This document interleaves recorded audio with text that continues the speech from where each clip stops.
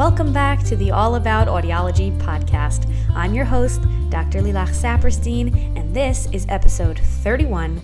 Today I have an interview with an incredible trauma-informed parenting coach. Her name is Manon. She is French, she lives in Australia, and travels around different cities in her van with her 5-year-old daughter, giving workshops and teaching parents about connecting with our children and all of these different ways where we can have a bodily somatic experience of calm and peace and joy and connection. And I really love following her stuff on Facebook and on Instagram, so I reached out to her and asked her to come and speak with our audience, speak with you guys, all about the challenges of raising kids in general and specifically children with hearing loss. She gave us so much beautiful wisdom. It was really a very moving episode for me. I learned a lot from it. I took a lot on my own healing journey. I've been learning a lot about how our bodies work, how our nervous system responds to difficult situations, to trauma. And recently, I've also learned about inner child work, recognizing that within us, within ourselves as adults, we still carry and move through the world with ourselves as a child, sometimes with some unmet needs, with very difficult memories or difficult experiences that we're carrying inside of our inner child, and how to start to make a connection within ourselves to ourselves as children and bring that message to our inner child that they're not alone, that we can take care of them, that it's safe now. And the more that I've done this work, the more that I've come to understand what it was like for me to be a child, I've noticed so much growth in my own parenting and being able to relate to my children truly as people, as funny as that sounds.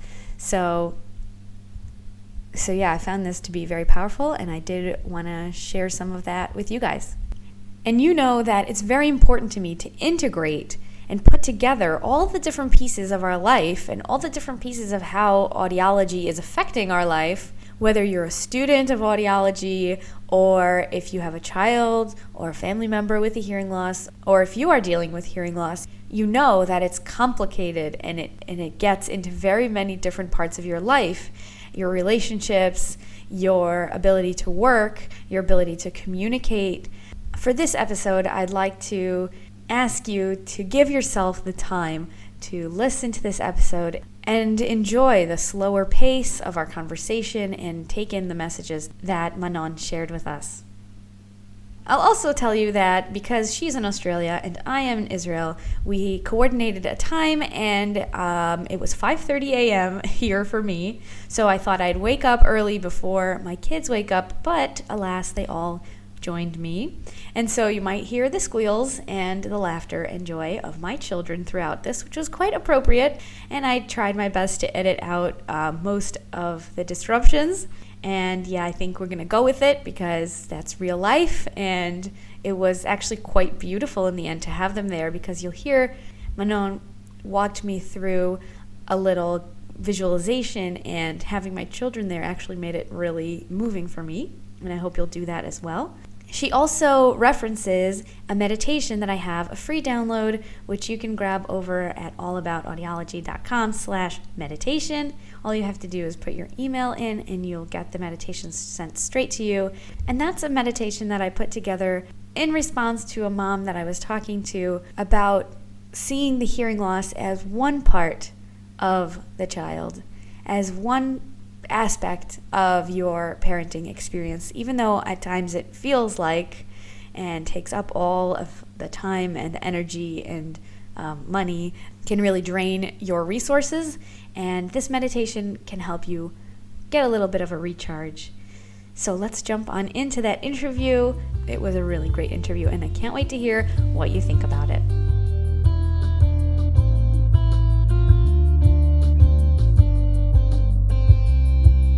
Welcome, Manon, to the All About Audiology podcast. I'm so excited to have you here. Thank you. Thank you for inviting me here. Would you start by introducing yourself to our audience and telling them about the work that you do? Sure. My name is Manon, and I was born in France, so you might notice my French accent. I used to be a teacher 10 years ago. But since I had a baby, my life has changed, and I have done lots of research on how I could best raise my child. I've heard a long time ago that the way we've raised them is influencing them or affecting them for the rest of their life. So I took that really seriously in a way. And so I've done lots of research, and I got the certification as an aware parenting instructor.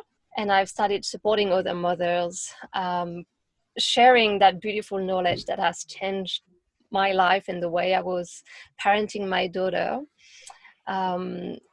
And I've realized after a year or two of doing that, that only providing information on this is how it's best to do and it's best to do not do this, I've realized that it's not enough to only provide information. I've realized that, and that for myself as well, that even though I had all the right information, I would still do things that I didn't want to do to my daughter, things that was done to me when I was a child. All those moments when you're triggered and you just lose everything, all your values, right? And I've realized that it's important for us to heal ourselves and to learn how to regulate so we can stay calm and grounded for our children. And this is when I've started learning about somatic experiencing, which is trauma healing at the nervous system level, at the body level. And that is becoming a huge part of my work, which is to help mothers in one-on-one to regulate, to heal from the past in a gentle and empowering way, so they can be really the parents they want to be for their children. That's such a huge goal. It is. And so important. Can you tell us about this term somatic experiencing and what does that mean for our listeners and for the work that you do?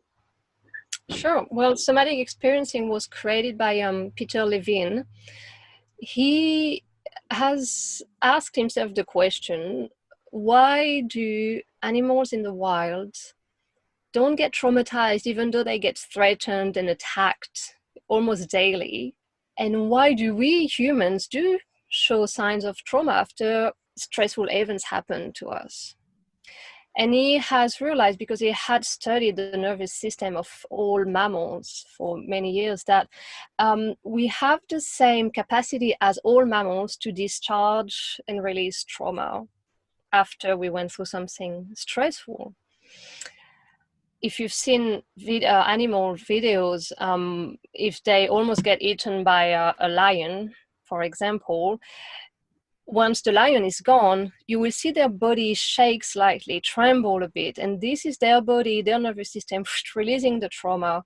And then most of the time, just walk away like if nothing had happened. And we can do the same thing. We have the capacity, our bodies are beautifully made, and they have the capacity to do that, to not hold on to the trauma.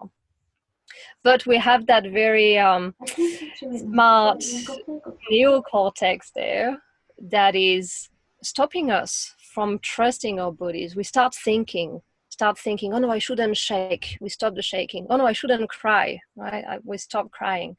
And we stop our body's natural healing mechanism. And that's how we get traumatized. And we show symptoms, which can be migraines or digestive issues or chronic pains, flashbacks, immune system issues. And what we do in somatic experiencing, that we're really helping our clients and ourselves to re-trust the body, to relearn how to let go of stress after we go through a daily, a stressful day, but also anything that is bigger than that, any kind of bigger trauma. And it's so empowering. Absolutely. Yeah. It's an amazing thing that's happening, I think, all over the world and in so many different fields, that people are starting to take it really seriously, the science behind the connection of our mind and our body. And this, like, Yes. really being able to point to, here's how your nervous system actually works in a anatomical, scientific, physiological way. And that brings on board a lot of people who in the past would be like, this is a little too much woo woo, a little too spiritual, or, you know. Mm. But now there's just like data about how we work as, like you said, as Yes, there's mammals, as actual people with science. bodies, you know. But you're right, it is very recent. It's only in the last 20, 30 years, and the polyvagal theory was developed in the last 10, 20 years about how the nervous system actually works. It's really recent, and we still have so much to discover, right? We don't know yet everything, and I love that we don't know yet everything. Yeah. But yeah, we are, it's really the latest research that is showing us how our bodies are amazing and how they're definitely connected to our brain, and we can't just deal with our brain and think our way out of stress, right? It's a Yeah. bodily, it's a bodily response.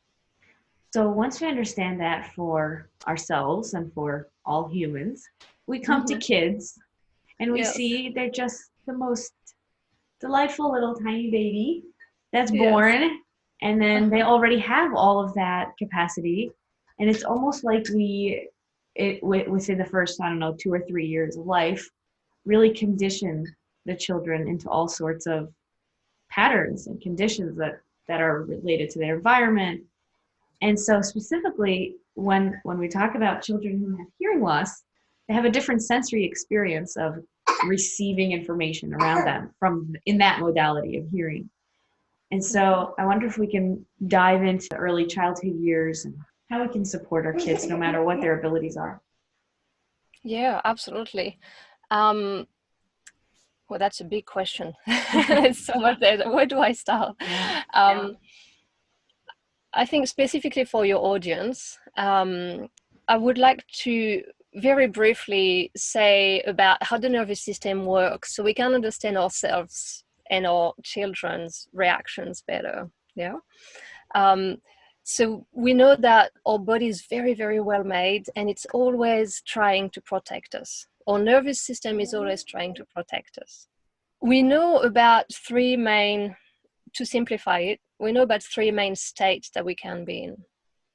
We can be in a feeling safe and connected kind of space, right? We call that the ventral vagal, where we are connected to others, we're connected to ourselves, we feel hopeful, we're feeling calm and relaxed, right? But then if our system, and I'm saying our system because it starts in the nervous system before it goes into our head, our system perceives a cue of danger, and it can be anything, right? I will give examples after that. But if there is a cue of danger, then our system, to protect us, will go into a fight or flight, right? And that's when we start scanning the environment for danger. That's when we're getting, triggered. We're getting more annoyed. There's more anger there. And if the fight or flight doesn't work, or there is a bigger amount of danger, then we go into a shutdown, right? It's just too much for our brain and for our body. We just got into a shutdown. And again, this is to protect us, right? So we don't feel so much of the overwhelm and pain, right? So these are the three main states: safe and connected, fight or flight, or the shutdown, right? So to take an example, with children with hearing loss, for example, they would feel safe and connected with us when we are grounded as well, and we're making eye contact with them. Something else that makes them feel safe is when we've got a smile on our face, a genuine smile, right? When we've got our head tilted a little bit on the side, right? This is bringing cues of safety for the system. Touch, nurturing touch, is helping them feel safe and relaxed, right? Something that can be, for example, a cue of danger for little ones with hearing loss can be a feeling of maybe be left out because they don't understand exactly what the other kids would be doing, or too much stimuli, right? Trying to read on everyone's lips, background noise, lots of people talking at the same time, and they're trying to figure out everything, what is happening. That is a lot for the system, and so our system can go into a bit of a fight, or their system can go into a fight or flight, right? When we see them being a bit agitated, having big eyes, like wide eyes, being agitated, maybe starting pushing, or being overwhelmed, right? You can see it in their body. And when that happens, what we can do is go closer to them with all grounded energy, help them down regulate, help them bring back to that sense of safety and connection. And for us really to be able to do that, we need to learn how to regulate ourselves, right? So that can be the next step if you want to talk more about it and how we can regulate. Did that make sense? Yeah, absolutely. So one of the things that has brought me so close to this work is being a mom and having kids and realizing just how much there's mirrors happening all around you when the little kitties all of a sudden make me have so many memories of being a kid and how it was. And all of a sudden I see myself as a child and then go into that, how would I want to be treated in this situation, or remembering how certain adults dismissed my ideas or disregarded what I wanted. And all of a sudden I just see it and have so much compassion for how I felt, because here's this helpless, tiny little delight. Yes. Yes. Yeah, I have a 5-year-old, a 3-year-old, and a 2-year-old. And these are 2 of them. So the big and the little. So glad they decided to join us for this. Very apropos. Yeah. So it's motherhood in life. That's how it's meant to be. So what I've learned about the idea that I cannot change my child's state. You know, you can't just make a baby stop crying, like by saying stop crying. Like that's not going to work. So it's so dependent on my state as a mother and where my head is. If I'm all anxious, like you need to calm down, that's not going to help. Yeah, because I'm also all stressed out. So I've definitely experienced that relationship between how I'm feeling to how my child is feeling. And then in a professional sense, I really learned a lot about how important the parent is for the child's journey. 2 children with very similar diagnosis could have very different experiences of that based on the parent's reaction. So why I found this work to be so important and people are really responding to it is because there's so much support, thankfully, for children with hearing loss, for how to care for hearing aids, different therapies, all geared towards a child. But what about parents? Parents of children with hearing loss is a very unique niche that I'm constantly trying to reach that audience. I believe that this work really needs to come into this space. So that's why I'm so excited that we're talking about this. So yes, please continue. Wonderful. Well, okay, let's go towards the self-regulation piece. Yeah, because as you mentioned about what about the parents, I also had a little thing about how they can resource themselves, which is similar to your beautiful meditation, but involving the body, the felt sense in it. We'll see if we get there. Let's talk about self-regulation. Yeah, there are many ways that we can self-regulate ourselves as parents, and I think we need to practice that by yourself to really feel how it is. Self-touch is one of those ways that we can regulate. So there's many different ways. I want to invite you and your listeners to take your right hand and put it under your left armpit. So it's just under your heart. So maybe just on your left side of your left breast, basically, next to your heart, right? And your left hand onto the shoulder, like this. And here what we want to do is really feeling the heat of our hands, which is bringing us back to our body. We call that the hug. And I notice that I'm naturally starting to sway from one side to the next as I'm doing that. This is very soothing, right? This is what our body is used to when we are in our mother's belly, that gentle rocking. So hugging, feeling the hands on the skin, rocking is also very soothing. So you can do that sitting down. You can also rock when you're standing which means when you're at the playground looking at your child, or when you're queuing at the supermarket, right? Standing on both feet and really feeling the ground on your feet.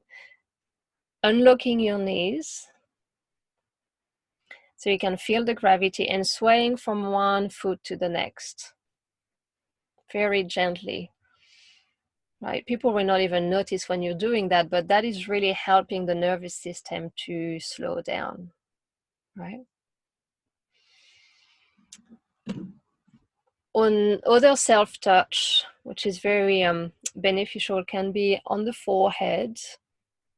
One hand on your forehead and one hand behind the back of your head. And again, feeling the touch on your skin. This is bringing usually to the system a sense of support.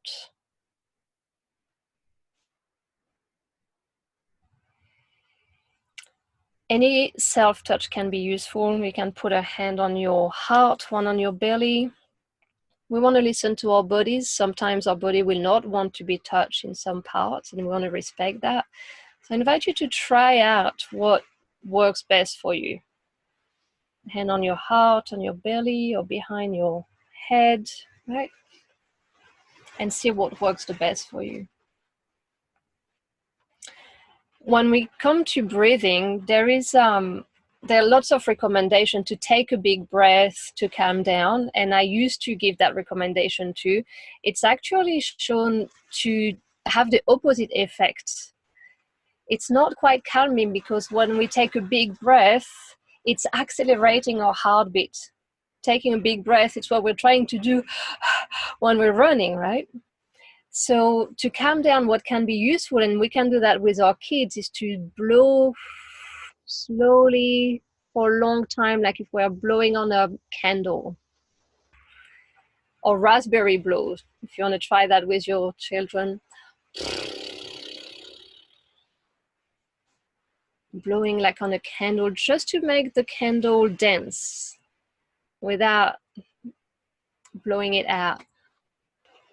That's right. We like to do that before bedtime with my daughter. Now, something that can be great with your child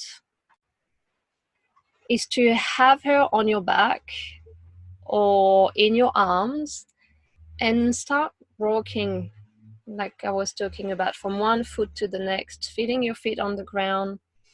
And here your child's heart is next to your heart, his nervous system right next to your nervous system, and that can be really calming as well.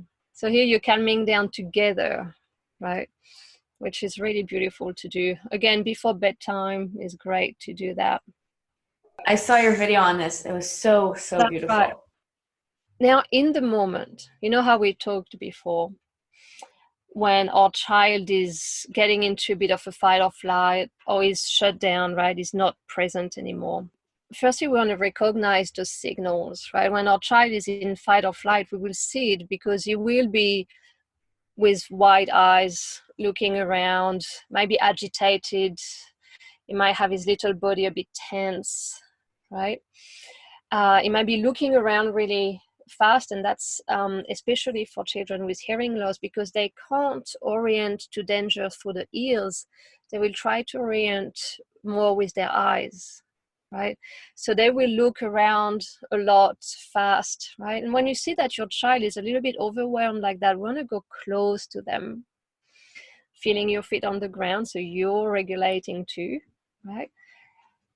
And a co-regulation exercise that can be good there is that you put your hand on her forehead and another hand either at the back of her head or in the middle of her back, right? And we want to have an intention when we touch our children in this way, as saying with our hands, I'm right here with you. I'm right here with you. And you feel a bit overwhelmed right now, but that's okay. I'm right here, right? It can be just a hand on the shoulder. It's really coming close to help our children realize that, yes, we are here in their system to notice those cues of safety so they can calm down. As well as the touch when we're coming next to our children, it can be great to make eye contact with them with our face relaxed or smiling again, right? As a message of I'm here. The tilt of the head is important to bring a sense of safety as well. So it's really about having that intention to tell with a whole body, right? Especially children with hearing loss, they will read the whole body. If we tense and a tense face and a blank face, that will give their system a sense of danger, right?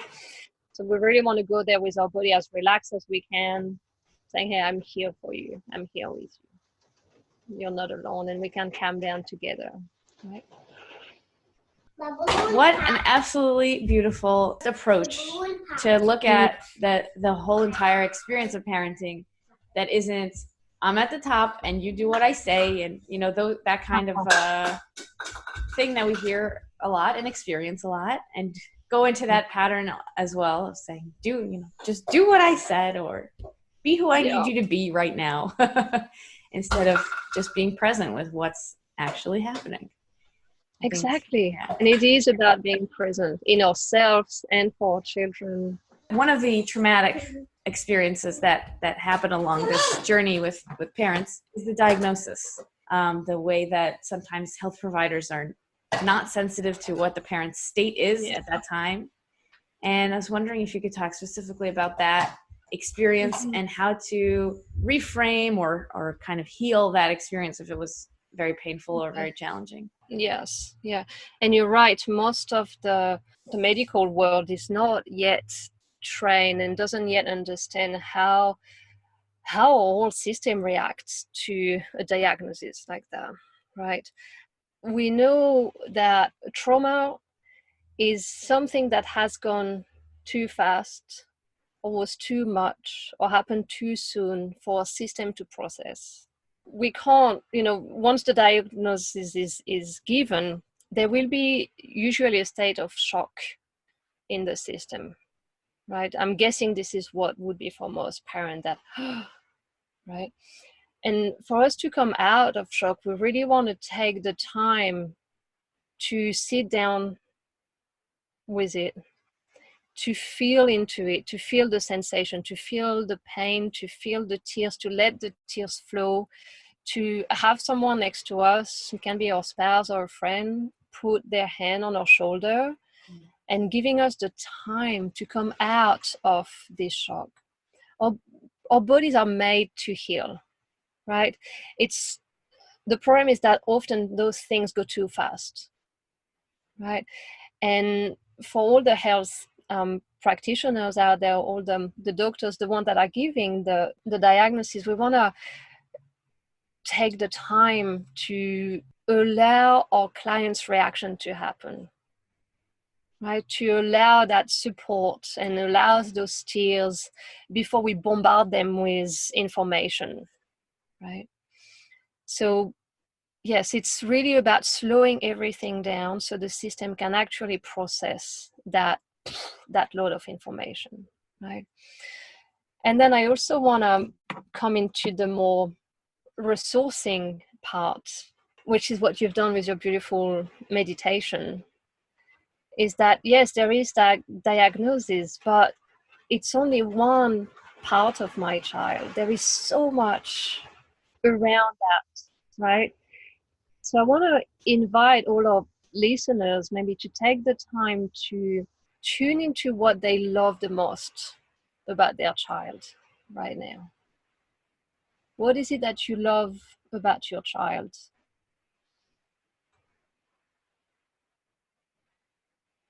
Is it his eyes, the joy in his eyes? Is it the joy that he's bringing to you? Is it his fun, energy? Look at his little toes, his little fingers. And tune into what you love about your child.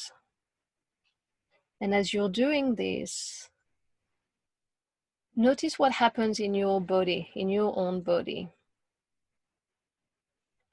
Notice if there is a sense maybe of relief or relaxation in your muscles. Notice if there is some deeper breathing happening. And I also want to ask you in which way is your child capable? In which way is your child resilient? In which way is it vibrant?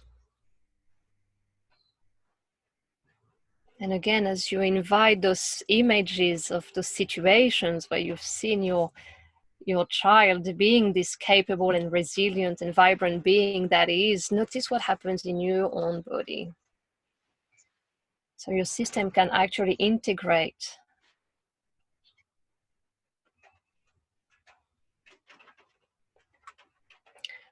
Notice again if your breathing is changing, if there is relaxation in your shoulders. And ask yourself, what is the emotion that you're feeling now as you're tuning into the beauty of your child?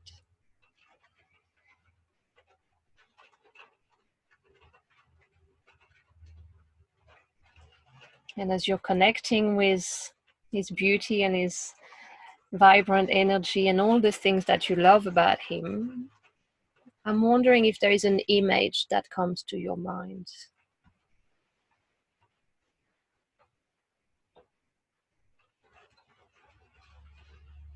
It can be anything and everything. It can be an image of your child. It can be a color or light. It can be an image of a tree. I invite you to tune into what your system is bringing up as you're tuning into all that you love about your child. And maybe you might want to draw this image that is coming up for you. And have it somewhere in your house, somewhere where you look often. So you have this reminder always, the positive side, right? And the felt sense of it, how it feels in your body.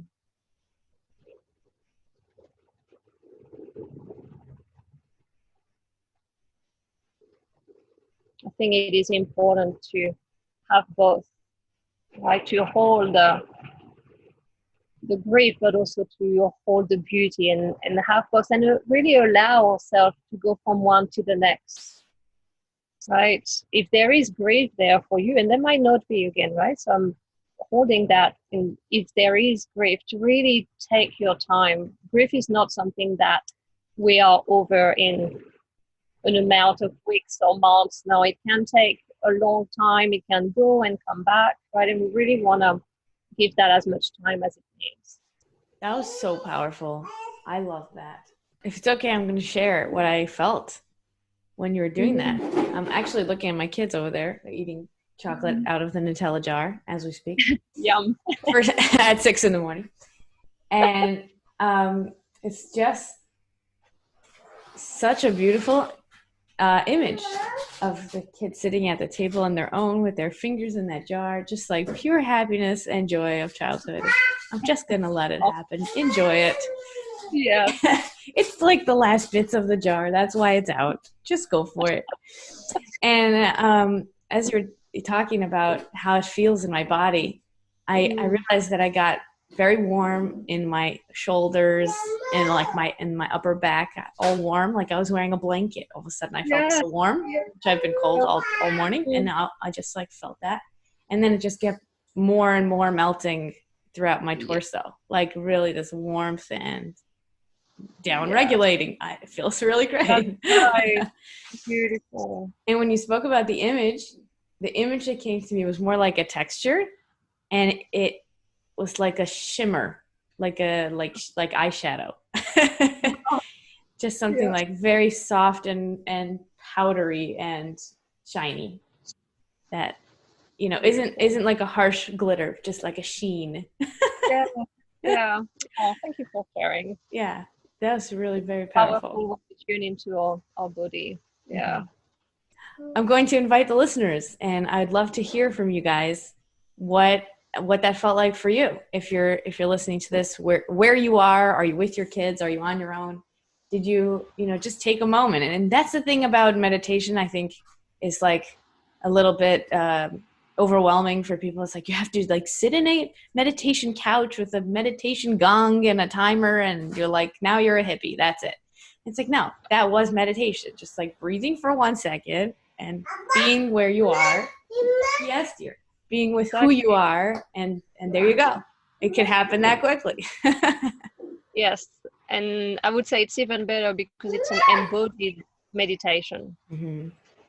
Right? Yeah. And you're right, it can be just 30 seconds, 1 minute of tuning into our sensations, and that is enough to take us back into the love and the positive, or take us back to the relaxation and the calm. It doesn't need to be hours. I love the swing. In my experience, the swing has been a place of great connection because of that back and forth. That's just a repeated motion that goes on. So pushing the swing, even watching the kid on the swing has been very therapeutic for me. Uh-huh. So do you have other specific kind of like day-to-day things that we do as parents or that kids do that people can, hold on to as an anchor? There are two more things that I want to share with you that were actually given to me by a colleague of mine who's a somatic experiencing practitioner, and she's deaf herself. She reminded me how our eyes, when we don't hear properly, our eyes are working much more to read lips, to read people's behavior, to orient, right? So she is recommending that we find time with our children to rest the eyes and to rest the brain. Because again, for a little child, trying to understand, to read lips, it's so much stimuli for the brain, right? And rest the eyes can be done in a little routine, a moment of connection, which will as well strengthen the attachment with our children. As it can be maybe a song where we close our eyes, mommy can close her eyes and the child can close his eyes. It can be putting your hand in the shape of, what shape is that? Maybe like a little cup, just to cover the eyes, your eyes or the eyes of the child, if he's too young to do it himself. And to just spend a few seconds like this, where his eyes can relax, his body can relax, his brain can rest. You two can cuddle together while you're doing this, which can be skin to skin or even just nurturing contact. And that helps the whole body, the whole nervous system reset. It helps the eyes reset, the brain rest, and that can be very beneficial and a little connecting moment that can happen anytime during the day. Right? It can be a little routine between the parent and the child.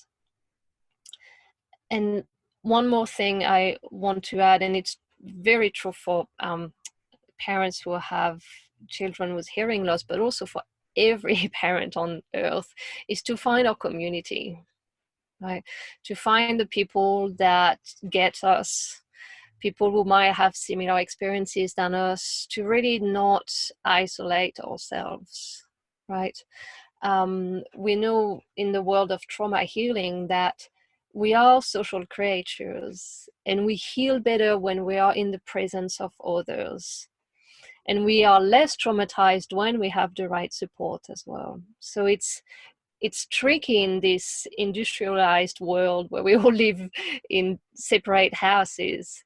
But I think it's really making the effort to find other parents who have children with hearing loss, even if it's just online, to connect, have a chat once a month, or being part of a group, or finding them and going to the playground together, really finding other people that are in the same situation and that get you, and that you can relate to all your children in a different way, right? In a way that is really adapted to their capacity of the moment. So I think the community is a big thing for all of us, really. I'm very grateful you brought that up. I hope the All About Audiology community has played a role for some parents. I've heard from some of you. It's so important to not feel alone. It's so important to have support and know that you're not the only person who feels how you feel. Last episode was also on parenting, so we're kind of doing a little parenting unit. Being able to advocate for yourself and for your child in a medical setting, which is quite stressful, but also having that support outside of that, like in a social other parent setting. Right. Awesome. Thank you so much. You're a warrior. I have so much respect for what you're doing with your children and for the community, for all the parents out there.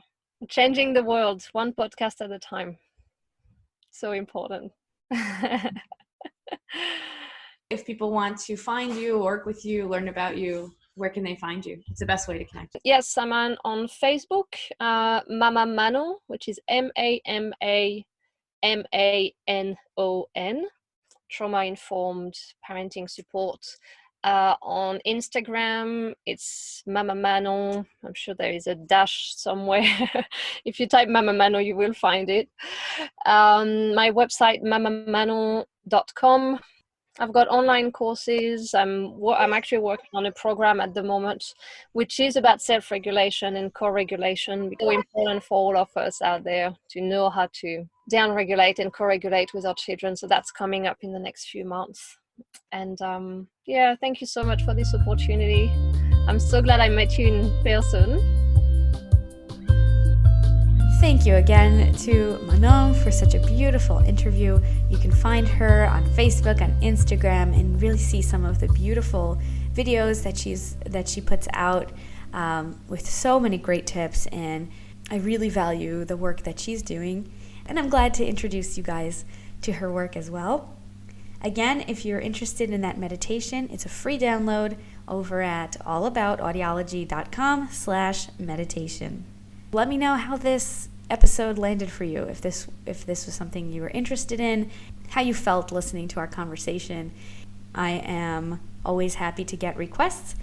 Last week, I interviewed Dr. Kelly Dyson, an audiologist who is also a tinnitus specialist, and we had a lot of interesting conversation about tinnitus, which you guys have patiently been waiting for. I appreciate that. And she's at the Tinnitus Doctor on Instagram if you want to go and get a sneak peek.